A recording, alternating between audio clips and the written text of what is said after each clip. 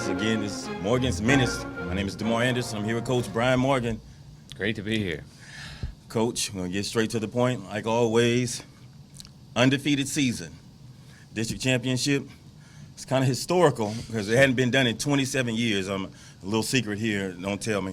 I know somebody was on that team. My brother Eddie Anderson was on that team. He was a defensive end 27 years ago for Stephen F. Austin. But anyway, back to district championship, undefeated, undisputed.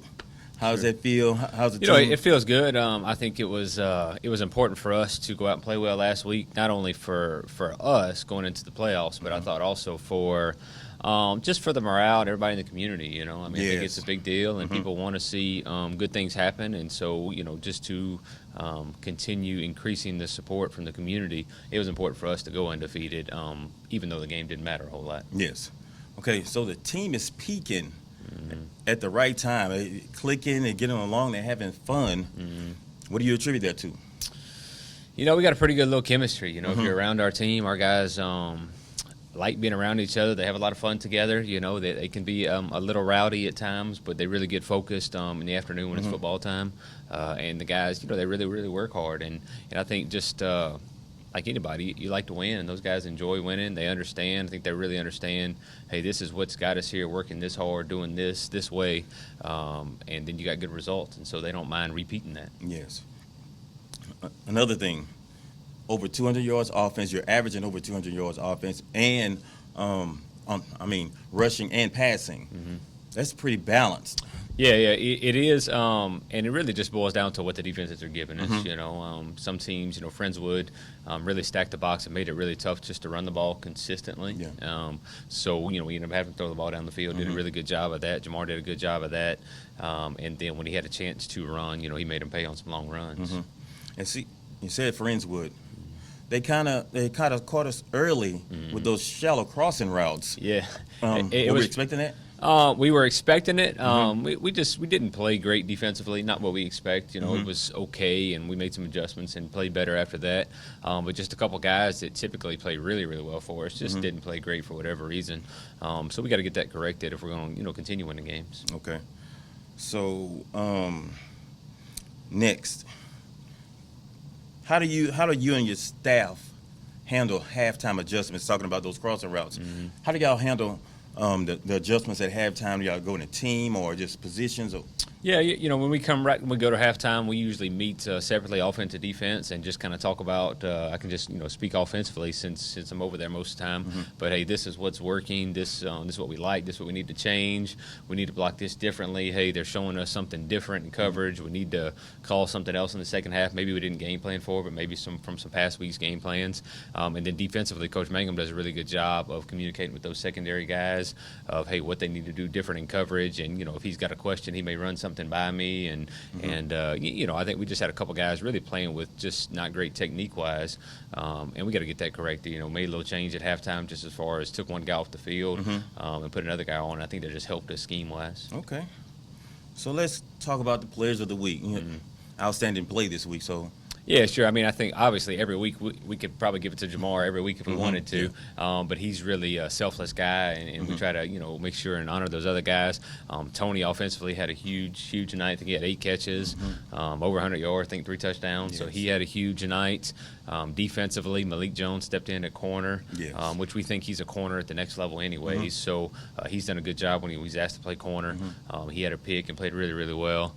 Special teams wise, Brandon Chaney recovered the fumble when we were punting and hit their guy. So that was a big play. It's essentially a turnover.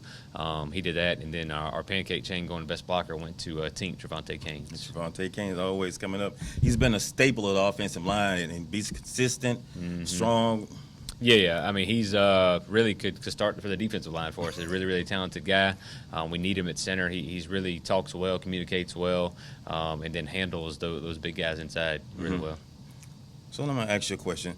At the beginning of the season, what made y'all decide to use Augusta as or did y'all use Augusta? Were you planning on using Augusta as a change of pace guy? Yeah. He's a guy that we always knew the last 2 years. He had a lot of big play potential in him. Every time he touched the ball, it was usually big plays. Yes. And so we're just trying to find ways to get him the ball each week. And as the season's gone on, he's continued that. And his skill set, while he's a receiver and runs really well, sometimes it lends to being in the backfield as well. He's got some home run ability back there, but it's just hard to, hey, you put him back there, do you take somebody off the field, trying to balance that. But I think, we got to plan each week to get him a certain amount of touches, because when he does touch the ball, even though he didn't necessarily have an explosive game running the ball, you just throw the one screen to him, and it's a big play. Exactly, go in for a score. So you plan on bringing any lower level guys up for this playoff experience? Yeah, we'll bring about 7 or 8 JV guys, 7 or 8 freshmen. You guys that have done a really good job on the field. We know they're not going to be a distraction. They take care of the business in the classroom. Yes. Guys we think that are going to be really good football players in the future. But we just want them to be around a varsity atmosphere, be around a playoff atmosphere, know what it's like to be around a big game, even though they're not playing. Yes. And I think that'll, a couple years down the road, pay off. Yeah, pay off for you. Fort Bend Hightower, offensively, defensively, what do we have? What do we need to look out for? Offensively, they're really talented. They got a quarterback that throws it really well. They've got 3 or 4 receivers that are really, really talented, good-looking kids. Big offensive line. I think offensively they have a lot of explosive capability. Defensively, they've got a very good defensive front. A good D tackle, a good defensive end. They're going to be similar looking to our defense in a 4-2-5, and they've got a good front, stop the run well. So we got a really big test for us this weekend. It's probably not your typical first round matchup playing a number 4 seed. They come from a tough district, and games they've lost have been to good teams. So we're gonna have our work cut out for us for sure. Okay, so. Any players stood out? I don't know if you answered that question. For Fort Bend, March. Yeah, well, I think that I got a bunch of them in Hightower. Defensively, number 9, the D tackle, number 20, the defensive end. I think 12 at linebacker is a good player. And then offensively, they got a bunch to go around between the quarterback. They got multiple receivers between 7 and 4 and 14 and 13, 22 the back. They're all really good players, and so our defense is going to be tested, and we're going to have to move the ball well on them to keep up with them. Okay. Ending this off, how challenging was it this season dealing with COVID and interruptions and the summer workouts? How challenging was that? And to be at this point now, to see you were able to win a district championship, how challenging was that? Yeah, it was definitely it's definitely tough, because I can remember whenever we broke there, I want to say early June sometime. There was some COVID cases spiked and everything, yes. And sitting in the weight room and having to tell our guys, hey, look, you got to go home for 2 weeks. And that was tough, because the guys at that point, especially seniors, didn't know if they were going to get a football season. Yes. And they were very unsure. We didn't know for a long time whether we were going to get half a football season, a spring football season. It was up in the air. So I think we're probably one of the few fortunate teams to play 9 games, essentially a full season. You think most teams, even like a Hightower and a lot of teams in that district, a lot of them played 1 game, 5 games, 7 games, Wow. So for those seniors, that hurts those, Yes. that's maybe their last time to play football. So we've been super, super fortunate. Our kids have reacted well. We're just trying, keep that pace as we go forward. Okay. All right. Thanks, Coach. That's all we have today for Morgan's Minutes. Thank you for tuning in with us, and we'll see you next week.